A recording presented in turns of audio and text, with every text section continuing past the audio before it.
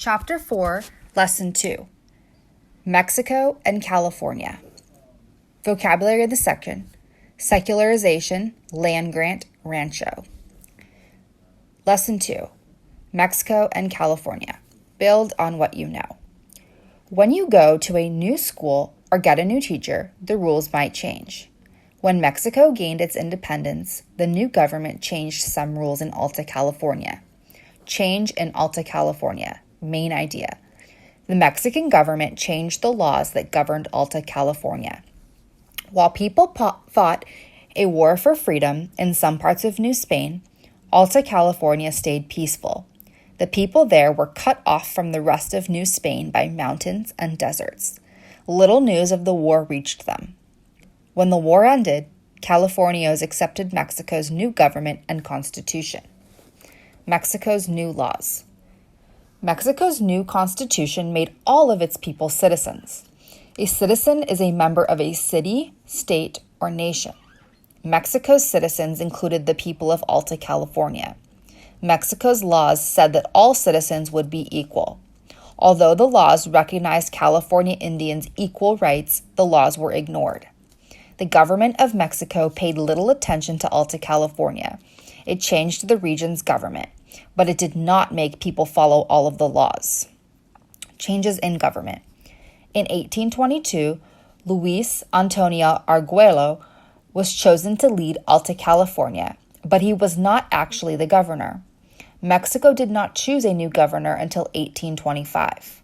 In the meantime, Arguello set up a Diputación in Monterrey.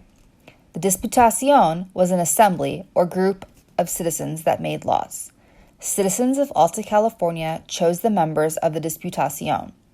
The Diputación had little power. It gave the governor advice, but only met when the governor wanted it to. Review. What changes did Mexico's rulers make to the laws of Alta California? If you look below, you'll see two photographs. One is of the National Palace. This Mexico City building has been the center of Mexico's government since its independence. You'll also see a photograph of Luis Antonio Arguello. He was the first leader of Alta California to have been born there. Page 128, the end of the missions. Main idea: the Mexican government closed the missions and gave their land away. Land was a source of wealth in Alta California. Under Spain's rule, the missions had owned the land that was best for raising cattle. Many Californios now wanted the missions closed. Some hoped to give California Indians who had been forced to live at the missions their freedom. Others hoped to get the mission lands. The government of Mexico began a process of secularization in 1833. During secularization, the government took control of property that belonged to the missions. Church property and lands were given away. The missions lost most of their wealth and power.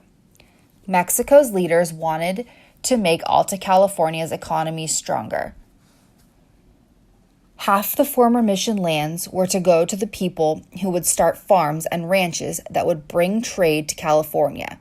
The other half of the lands were supposed to go to California Indians. Very little land went to California Indians, however. Most land grants went to Californios and new settlers.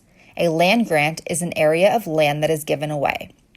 To get a land grant, people drew a map called a diseño of the land they wanted. Unless someone else owned the land, the person who wanted it could have it. Some Californios and settlers bought land from California Indians. Others cheated them to get it. Diseño. This hand-drawn map shown at the right shows the land that someone wanted for a rancho. Reading visuals. What geographic features does this diseño show? Land grants and trade, page 129. Between 1834 and 1846, officials made about 700 land grants.